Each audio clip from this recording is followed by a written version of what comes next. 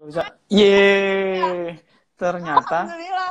alhamdulillah. Setelah aku mencoba, Ternyata apa enggak, Rio? ternyata kayaknya ada yang salah di Nggak gua, tahu ada sih. dia kayak pop up request terus belum Hah? dipencet. Gua udah pencet, tapi ternyata mungkin karena ada 2 atau 3 orang yang request, jadi dia nggak nongol langsung. Oh, Jadi mesti oke. dipencet. Kalau kemarin bisa langsung gabung, kalau sekarang mesti ada forward satu tindakan lain untuk approve gitu. Karena ada dua atau Jadi tiga ternyata orang. ada yang lebih gaptek dari gue ya. Gue udah pasti. Kalau gue agak lumayan lah. Eh, Apalagi sejak kerja di rumah gini, jadi yang harus harus semuanya kan harus gue kerjain sendiri. Nah, iya betul. Aduh. Semuanya harus gue kerjain sendiri gitu kan, karena kan nggak ada tim. Jadi syuting sendiri Nah, pakai pakai HP. Terus wah habis itu, gila, pantesan gue lihat. um, iya, jadi mohon maafkan lah kalau beberapa konten gue tuh agak minimalis karena semuanya sendiri, Eng- syuting Enggak, sendiri, tapi terus kayak kirim ke kayak tim. jago gitu, nak. Kayak jago gitu, Apa? angle-angle-nya ngambil kamera dari sudut mana gitu. Oh, kalau kalau itu mah standar tahu, bukan jago. Ya Oh namanya iya. udah kerja di TV udah 20 tahun, paham dikit-dikit, cuma ya cuma sebatas itu doang, itu udah Ah, iya. mentok. Ini gua jadi mesti banyak belajar dari lo karena mengoperasikan Instagram aja masih belepotan. Apa Ya. kabar, nak? Lu tapi Instagram, gue alhamdulillah, alhamdulillah baik, sehat. Alhamdulillah ya. Sempet flu agak lama tuh, Semoga. sekarang udah agak mendingan. Oh, oke. Ya, mudah-mudahan sehat selalu. Amin, amin. Kabar gimana? Irma Ya. sehat-sehat? Baik, baik. Sehat, Irma sehat, anak sehat, Angan sehat. Ya kemarin apa namanya keluarga ada yang baru pulang dari daerah, jadi kita lagi menyepi dulu untuk nggak ketemu dulu karena takut kenapa-napa juga berbahaya. Oke. Oke. Terus sekarang gimana nih? Ini di Lebak Bulus ya? Gue tuh mau Di pasang, ya gue mau Di pasang. Cinere, Oh, oke. di Cinere. Tempat yang waktu itu Gimana? gue datang kan yang launching. Yang waktu itu datang di kiosnya, ini gue di rumah sebenarnya, bukan di kios, tapi Oh, di dekat daerah situ, dekat daerah kan oke. Lebak Bulus Cinere situ, dekat dari situ. Nak, mau langsung aja, nak. Jadi Ya. selama kita tahu, ini orang-orang perlu dikasih tahu nggak kapan kita mulai kenal, atau gue sebenarnya pengen gali lebih jauh selain ngomongin soal eh, di rumah aja selama corona, pengen nanya lebih jauh sebelum itu gitu, bagaimana Mata Najwa hadir kayak gitu-gitu. Hmm, Ya, boleh aja oke. sih. Eh, kalau nggak salah Mata Najwa udah berapa tahun lah? 10 tahunan gitu ya? Kemarin habis 10 ulang tahun tahun. ya? Kemarin tuh kita, iya kemarin tuh kita habis ngerayain 1 dekade 10 tahun. Tapi 2 tahun Eh, terakhir ini kan memang di narasi, sebelumnya kan di Metro TV. di Metro TV Sekarang ya. kan di Jadi narasi dan tayang di Trans 7. Ha. ya dulu yang mencetuskan programnya Mata Najwa itu apakah siapa? Apakah lu atau tim dari ini untuk membuatkan program? Kenapa namanya Mata Najwa nih? Karena mungkin yang Judulnya maksudnya. itu Nama termasuk programnya. nama program, terus bagaimana dia dikemas kayak gitu-gitu. Jadi Metro kan itu dulu memang ada program untuk setiap anchornya yang dianggap sudah cukup kuat akan diberi tanggung jawab lebih untuk mengelola program sendiri. Hmm, Dan kemudian juga jadi program owner istilahnya. ya, Uh, Waktu itu sebelumnya udah ada Kick Andy, Bang Andi, dan itu ya, ya. berhasil. Dan kemudian uh, ada Just Alvin, jadi sebelum Mata Najwa tuh ada Kick Andy, ada Just Alvin, ada Virgis Hmm, Travel Guide. Baru kemudian waktu itu Metro meminta gue untuk bikin program sendiri gitu, dengan ya. embel-embel atribusi nama gitu. Dan di awal-awal tuh gue inget banget, gue sempet ragu, uh, sempet takut karena beban ada nama itu sih Mata Najwa, Nah, ada punya embel-embel nama, ada atribusi pribadi tuh. nama Iya, pribadi yang ya, ya. melekat, Hmm, yang melekat di program. Gue tuh jadi gue takutnya adalah gue mikir kalau program ini nggak berhasil, gagal, apa itu artinya Najwa yang gagal? Kalau oh, program ini nggak di, disukain, apa artinya Najwa nggak disukain. Kalau nggak laku, apa artinya Najwa nggak laku. Jadi karena kan mata Najwa gitu melekat di pribadi, jadi sempat ada ketakutan itu. Plus juga mikirnya sebelum gue bikin mata Najwa tuh gue udah 10 tahun jadi jurnalis, udah pegang program prime time, udah panjang lah. Dan gue khawatir kalau kemudian bikin mata Najwa dan mata Najwanya gagal, orang nggak akan inget tuh 10 tahun investasi waktu pengalaman yang udah gue lakuin. Orang pasti ingetnya yang gagalnya. Bahkan lu termasuk yang jurnalis pertama di Metro ya? Iya, gue kalau dulu tuh jobnya 001, jadi gue bener-bener wartawan pertama Metro. Dulu sebelum siaran pun gue udah masuk Metro, jadi gue belajar banyak banget dari Metro. Iya, tapi terus akhirnya gue berangkat sekolah dulu. Jadi gue nyari-nyari alasan tuh kan, gue udah bikin program sendiri. Gue nyari-nyari alasan, gue nemulah alasan, oh merasa belum siap mau ngambil S2. Jadi terus gue akhirnya nyari beasiswa, berangkat ke Australia, Melbourne, gue ngambil S2-nya Hukum dan Politik, itu tahun 2008. Gue balik 2009 pas pemilu. Ayo bikin program, enggak konsen pemilu dulu. Jadi gue banyak pegang handle acara-acara pemilu. Ngeles mulu. Pemilu 2009 kita inget cuma 1 putaran, jadi selesainya cepat. Wah, pemilu udah selesai. Oke, gue udah gak ada alasan lagi. Akhirnya gue bikin Mata Najwa. Dan lahir Mata Najwa itu November 2009. Dan kemudian ya udah bikin tim, coba berbagai format, sempat di awal-awal tuh gagal, sempat ratingnya kecil, sempat nggak ada yang mau sponsorin, iya sempat beberapa kali tuh wah apa gue berhenti aja ya, udah sempat nyerah gitu, tapi terus nyoba lagi, dan alhamdulillah sampai sekarang udah 10 tahun. Iya, kalau nggak salah RK sempat diundang awal-awal itu di tahun berapa ya? Nah apakah episode pertama apa ya? Oh episode perdana tuh, udah sama Efek Rumah Kaca nggak sih? Apa itu perdana apa nggak ya? Gue lupa deh. Yang dunia dalam kotak ajaib ya? Iya, kayaknya itu deh. Kayaknya, itu pertama ya? Itu kayaknya RK deh, itu pertama. Episode perdana ya sama RK ya? Kalau nggak salah berarti ya. Selalu ada koneksi kita. Iya. Selalu ada connection. Jadi, buat informasi dulu, kenalan Najwa pertama kali gue adalah waktu kita masih kecil, masih sekolah SD. Jadi gue sekelas sama kakaknya Nana, Ella, di SD, di madrasah dulu. Terus, tapi cuma... Di Nurul Hidayah kan? Iya, di Ibtidaiyah, di Ibtidaiyah Pembangunan. Madrasah Pembangunan. Terus, cuma berapa tahun ya, satu sekolah itu pun nggak sekelas. 2 tahun kali ya? Enggak sih, di Ciputat ya setahun apa 2 tahun. Terus habis itu kita pindah ke Jeruk Purut. Oh iya, betul. Tapi pindahnya madrasah juga. Gue lulusan madrasah Ibtidaiyah. Oh, guys. Sama-sama. Madrasah Ibtidaiyah. Terus ya udah habis itu dia tahu lah sepak terjang lu nak, dan gue kenal kebetulan sekantor sama suami lo sama Ibrahim ya. Iya, Pak. Jadi ya mulai dan circle-nya kira-kira dekat lah. Jadi mungkin selain memang dulu pernah kenal, terus beberapa circle dari keluarganya Nana gue juga kenal ya. Jadi mungkin lebih mudah gitu kontak-kontakan atau segala macam. Lalu setelah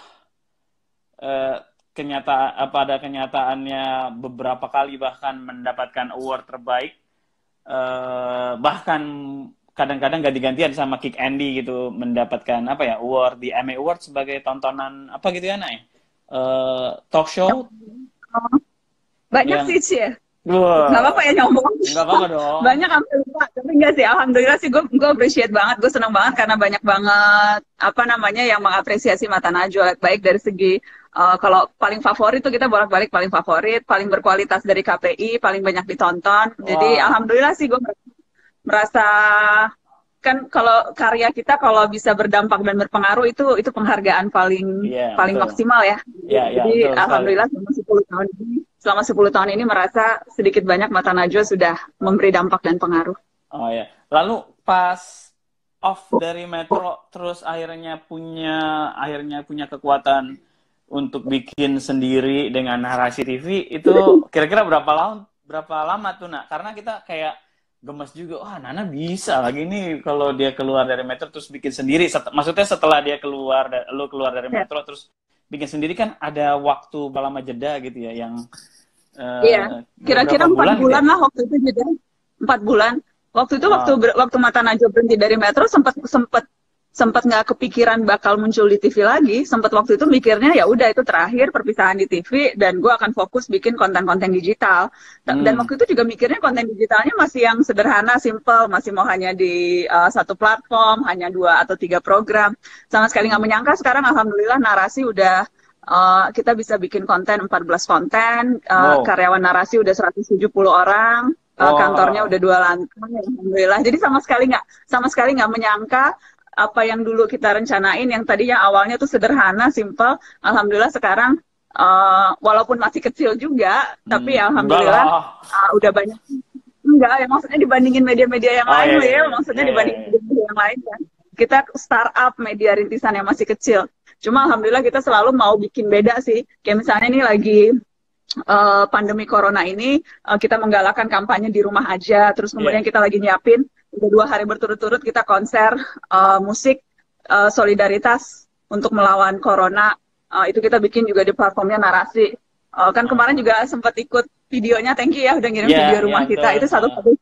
Iya, itu salah satu bagian dari kampanye kita untuk di rumah aja. Jadi memang walaupun masih baru medianya, cuma gue berharap Narasi bisa ada signature-nya sih. Jadi konten-kontennya bisa khas, konten-kontennya juga bisa memberikan konteks dan bikin sesuatu yang beda dibanding media-media lain. Itu sih yang gue harapin. Iya, gue malah melihatnya kayak lu meresponnya cepet banget untuk, kan gini, kita kadang-kadang sebagai individu ataupun sebagai korporasi dalam hal ini misalnya media ya, kita berusaha untuk bisa menyikapi dengan benar fenomena yang terjadi. Dan Narasi nggak lama setelah ada wabah corona, mungkin sebenarnya wabah corona udah lama di luar, tapi yang mungkin akan menjangkiti Indonesia itu kira-kira di awal Maret, langsung keluar dengan hashtag di rumah aja, dan beberapa produknya viral itu kan sebenarnya juga buah dari kecepatan dan ketepatan dalam bertindak, baik itu untuk kebutuhan orang banyak atau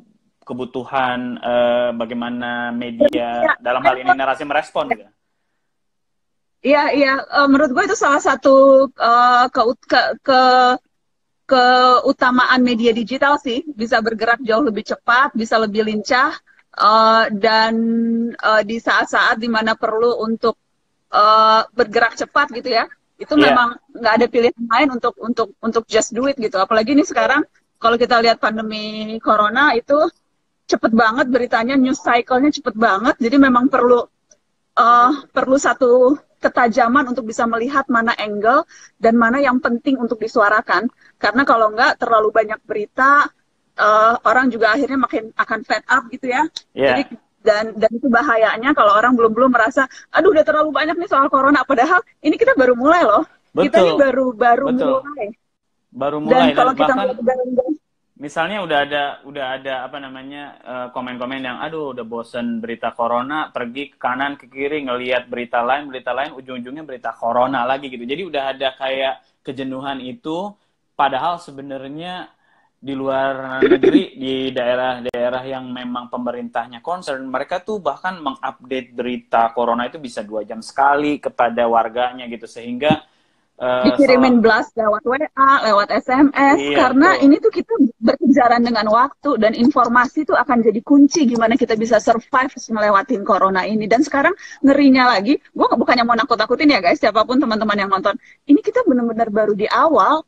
Sekarang betul. itu baru berpindah ke daerah loh. Kalau diperhatiin sekarang di daerah-daerah mulai muncul Mulai muncul, kasus-kasus iya positif betul. corona.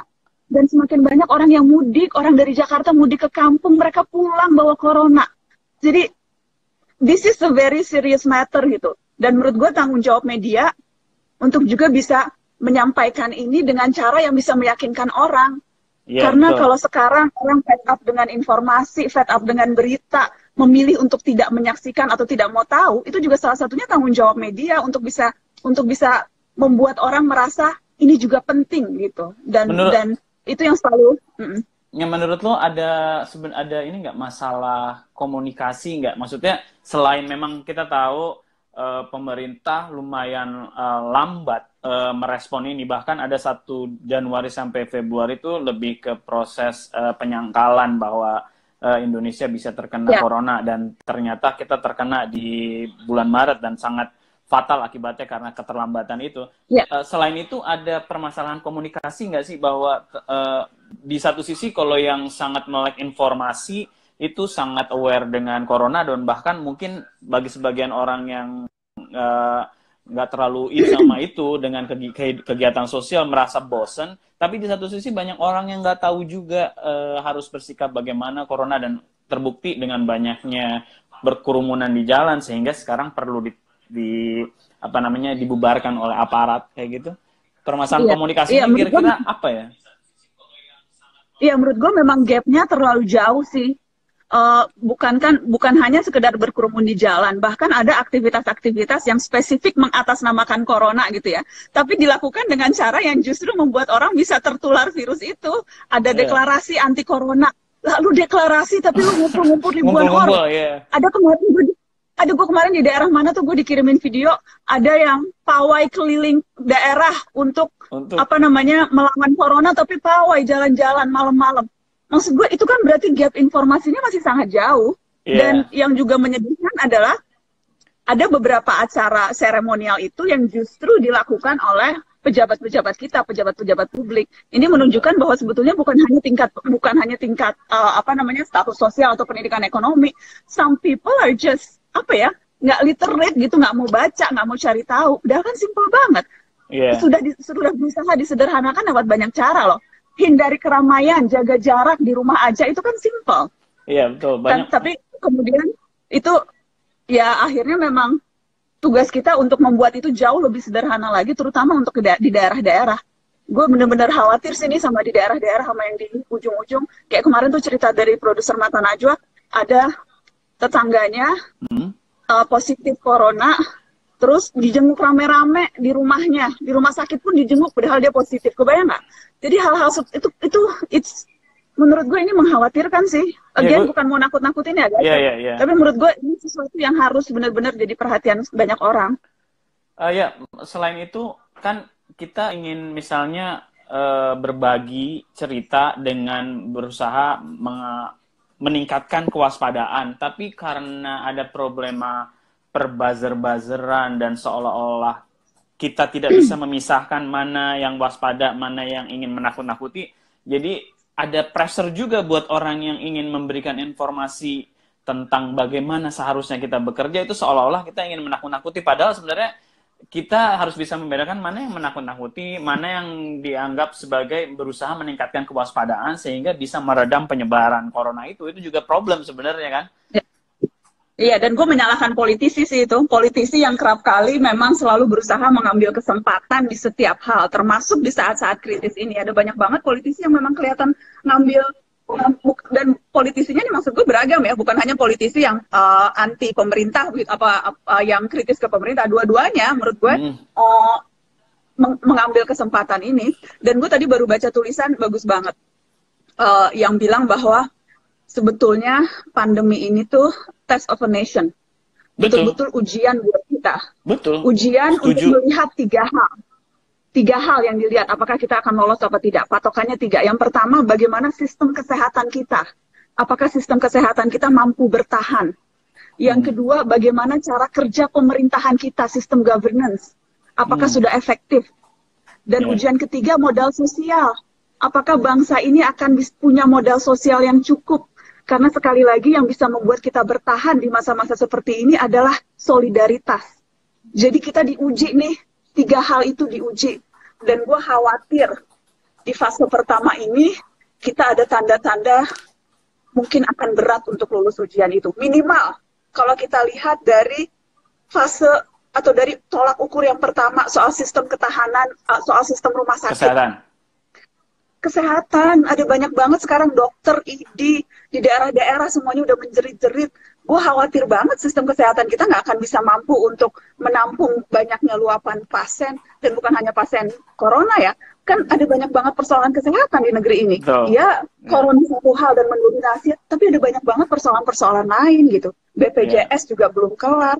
Jadi ini ujian buat bangsa ini. Apakah kita bisa lulus atau enggak dengan tiga tolak ukur itu? Sistem kesehatan itu ada salah satu talk show juga yang mengatakan bahwa waktu yang diwawancarai adalah jubir untuk penanganan corona, Pak Yuri, dia bilang bahwa rumah sakit sendiri sebenarnya ada keengganan untuk dipublikasikan bahwa mereka menangani pasien corona karena nanti akan berpengaruh kepada orang-orang jadi tidak mau datang ke rumah sakit untuk berobat penyakit yang lainnya gitu. Jadi ada keengganan memberikan informasi demi supaya rumah sakitnya bisa terus bertahan secara finansial gitu ya. Dan tapi kan itu sebenarnya lebih kayak jadi kayak nggak solider gitu untuk tadi merespon solidaritas dengan para apa namanya Dan pengelola rumah itu sakit jadi gitu. mesin.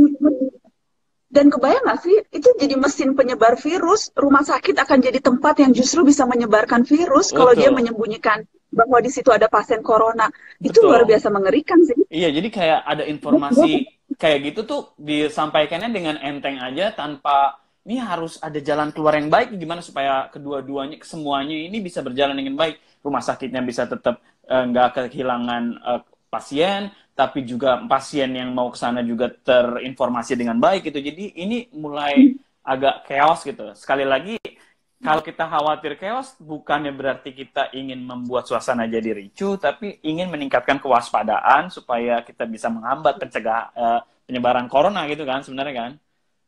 Benar-benar. Dan kalau misalnya kita lihat dua headline koran hari ini, itu udah jelas tuh, koran Tempo. Nih guys, kebalik nggak sih tulisannya? Gue bacain ya. Tak Ya. terkendali, penyebaran virus corona semakin meluas di Indonesia. Arus mudik Wah, keluar Jakarta mempercepat penularan ke seluruh wilayah tanpa adanya langkah drastis, fasilitas kesehatan bisa jadi tak mampu menampung jumlah pasien. Ini koran Tempo. Ini ya. Kompas hari ini nih guys, headline-nya. Mana nih? Nah, tadi Mudik ya. picu ledakan kasus di daerah. Dan memang banyak banget yang mudik, tau nggak? Dan contoh sederhana tau nggak kenapa? Temen gue Hmm? mau cukur, mau nyari tukang cukur, dia nggak bisa datang, dia tetap merasa gue di rumah aja. Jadi dia manggil Dia tukang memanggil cukur tukang yang biasa cukur. cukur. Hmm. Ya, terus tukang cukurnya nggak bisa pulang ke Garut. Terus dia nanya, ada nggak yang lain? Terus dia bilang, nggak ada. Semua tukang cukur dari Garut yang dia kenal udah mudik Udah ke pulang. kampung. Ini baru aja tadi gue bahas sama dia pakai WA. Itu baru. Dan memang makin lama makin banyak orang. Soalnya gimana? Pilihannya apa? Mereka di Jakarta nggak ada penghasilan. Apakah kantornya udah ditutup atau Iya. atau apapun aktivitas sudah berhenti? Di Jakarta mau ngapain? Ya mereka pulang kampung. Cuma mereka pulang kampung kemudian ya bisa, jadi memang dilematis sih, Iya. dilematis. Kalau tadi faktor yang kedua itu apa nak tadi nak dari bacaan yang tadi lu bilang tadi Oh, selain yang pertama sistem eh, kesehatan, sistem yang kesehatan, kedua sistem pemerintahan, governance, udah cukup efektif atau belum sih pemerintahan? Dan yang ketiga modal sosial. ya Dan kalau yang jadi melihat kedua, kalau ngelihat corona untuk juga ngelihat bagaimana pemerintah kita mengelola negara terutama dalam posisi krisis ini rasanya tuh kok kayak agak sembarangan gitu ya, agak meremehkan gitu kan.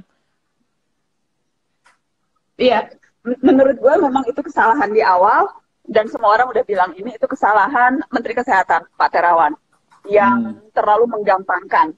betul. Dan apa namanya, eh, itu akhirnya, dan ketika akhirnya menteri-menteri juga ada yang kena, itu bukti bahwa memang pertahanan istana dalam hal ini seharusnya Menteri Kesehatan yang jauh lebih apa namanya punya tanggung jawab, itu pertahanan kita udah jebol di situ lah.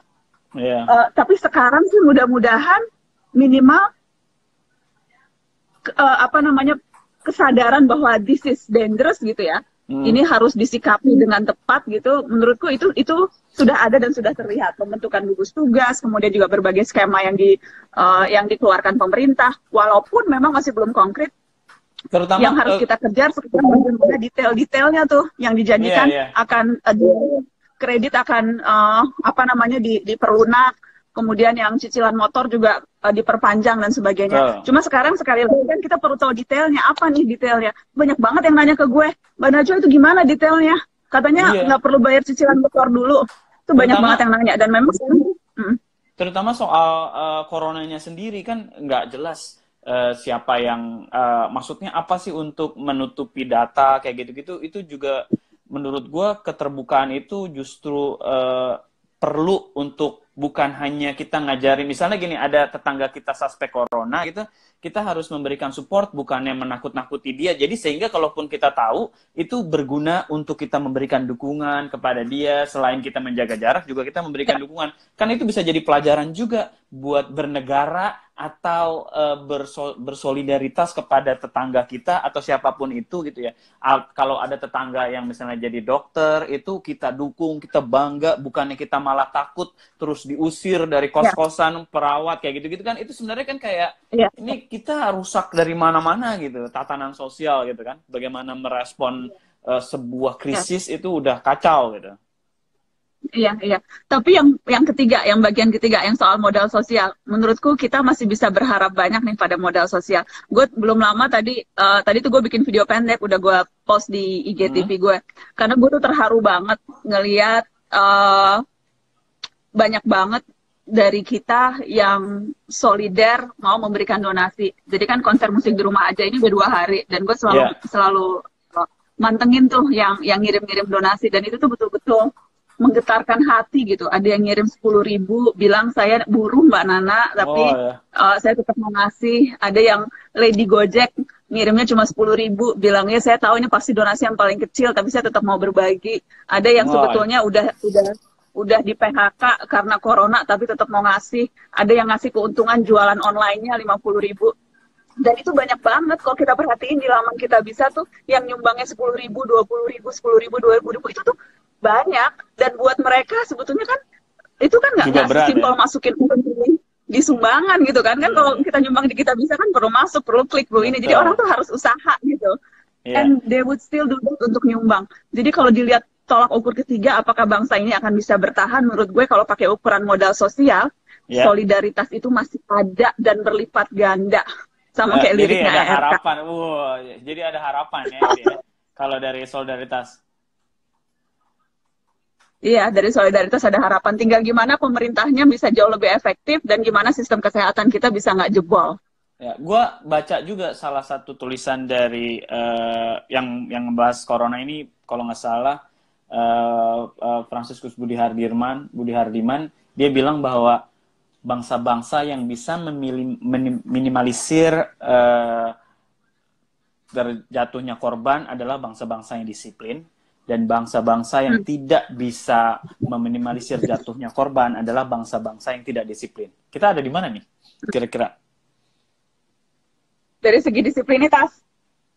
Iya, maksudnya kan bahwa satu sisi kita tuh orang yang cukup solider, tetapi di banyak sisi kita juga menunjukkan banyak orang yang cukup individualistik gitu sebenarnya, bahwa secara solidaritas dalam hal ikut menyumbang itu memang dari dulu menurut riset yang banyak dilakukan oleh PIRAK, itu memang kita punya tingkat solidaritas yang tinggi, kemauan untuk menyumbang dalam hal bencana atau kegiatan-kegiatan keagamaan. Tapi dalam hal misalnya krisis yang terjadi, terutama ketika mereka harus dipertaruhkan antara kepentingan orang banyak dengan kepentingan pribadi, di mana kepentingan pribadinya dia mungkin ikut dipertaruhkan, itu belum teruji selama ini bahwa kita bisa mengedepankan solidaritas, dan solidaritas itu juga membutuhkan, apalagi di sekarang solidaritas itu membutuhkan disiplin. Bagaimana kita berusaha untuk nggak keluar,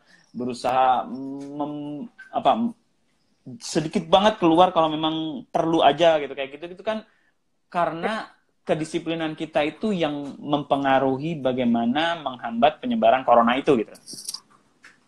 Iya benar sih, dan lagi-lagi ya kita akan diuji di situ soal disiplin. Menurut gue kita masih jauh dari itu sih, jauh dari itu. Tapi dan gue khawatir memang akhirnya kita harus dipaksa untuk disiplin, karena itu hanya akan jadi satu-satunya cara buat kita bertahan. Dan ada cara lain nggak? Nah, misalnya kalau tadi ada kayak gap komunikasi ya, untuk sebagian orang yang aware dengan teknologi informasi itu udah overwhelmed gitu dengan corona, tapi buat sebagian orang nih belum, bahkan tukang cukur aja itu tadi banyak yang pulang ke Garut gitu. Dan gua rasa banyak juga yang lain yang merasa aduh kayak ekonomi lagi nggak bagus, pulang aja deh, lebih baik kumpul sama keluarga di Iya, kampung. nggak ada Dan kerjaan di itu justru, Jakarta. Yang memang yang rata-rata perantau kan ya udah di Jakarta kayak gini ya mereka pulang dan mereka pulang iya, membawa virus. bisa jadi membawa virus. Itu kan sebenarnya yang jadi mulai di wilayah-wilayah di daerah-daerah mulai justru ada titik-titik itu gitu. Itu kan yang Iya, berbahaya, iya. sehingga sebenarnya informasi apa sebenarnya yang mungkin bisa di bukan untuk mereka bisa mencerahkan gitu banyak orang gitu, sehingga benar-benar kita Menurut disiplin gue sih untuk nggak keluar. ya menurut gue pola jenis komunikasinya harus dibuat beragam sekarang. Jadi Manapun ya, apapun pesan-pesannya ya. itu harus apapun pesan-pesannya harus dalam bahasa daerah, harus Hmm, disampaikan secara masif lewat televisi. Sekarang betul, ya di kota-kota besar orang jarang yang nonton TV, nontonnya betul. YouTube, Tapi nontonnya di daerah di masih lah ya. IG nih nonton kita. Hah, Di daerah itu data terakhir masih 92% penduduk di atas usia 10 tahun menyaksikan atau mendapatkan informasi dari televisi. televisi. Dan menurut gue seharusnya TV sekarang isinya semuanya bervariasi harus tentang corona. Apakah itu Jadi disampaikan bila perlu straightforward atau enggak? Bila perlu, pemerintah meminta semua televisi lebih banyak meluangkan waktunya untuk membahas corona ini gitu ya, supaya lebih terinformasi, karena butuh banget kerjasama semua orang kan untuk bisa menghambat penyebaran Iya. ini gitu. Jadi nggak cukup hanya TV-TV berita, nggak cukup hanya hanya Betul. apa namanya di slot-slot berita gitu. Harus Nah, masif di jam-jam prime time menggantikan sinetron, menggantikan reality show itu harus disampaikan, harus dengan bahasa yang cukup sederhana, di tailor sesuai dengan bahasa daerah, disampaikan oleh figur-figur yang misalnya idola kalangan yang memang biasanya sukanya nonton sinetron, disampaikan oleh artis sinetron dengan bahasa yang membumi dan sebagainya. We iya, need to get the message cross gitu iya dengan betul. cara apapun, dengan cara apapun Hmm. Em, Kira-kira, gitu. lalu kalau untuk kita ngomongin buat orang-orang yang udah melakukan di Aku rumah lagi aja baca nih. komen-komen ini. Oke, banyak dari tadi. Nah, ini Ini kayak, oh, ya, ya. gara-gara lu yang jadi narasumber nih bisa Semoga sebelum berapa? puasa cepat Lima mulai. ribu nak? Tadi Bu kalau nggak salah. 7.000, wow. Hai guys, dari mana? Ada dari Demak, ada dari mana tadi tuh? Setuju sama Mbak Nana. Hai Iqbal, gimana nih kelas 12 graduation online? Iya, jadinya nggak ada itu ya guys, nggak ikut ujian nasional ya. Iya Tapi yang kalau nggak skripsi salah. tetap loh, jangan banyak alasan. Skripsi tetap digarap, woi.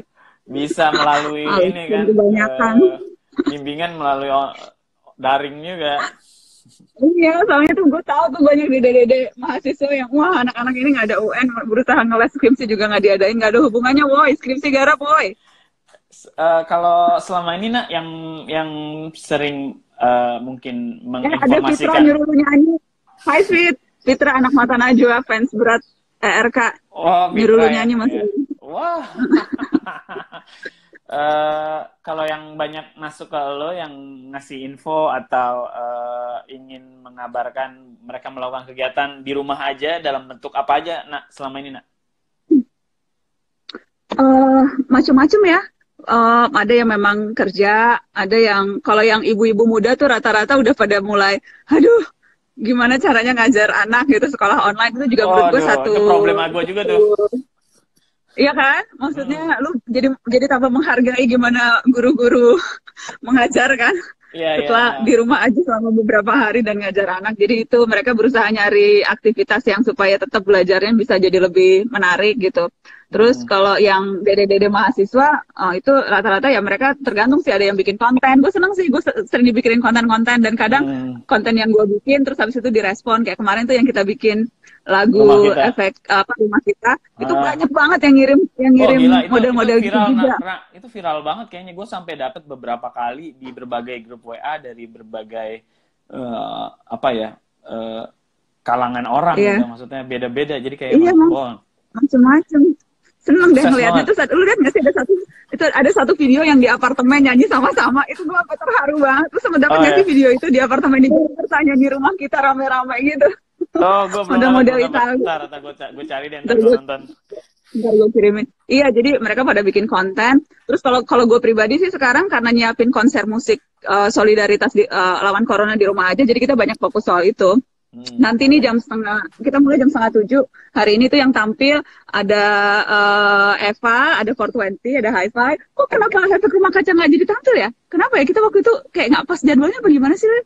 Oh, nggak tahu.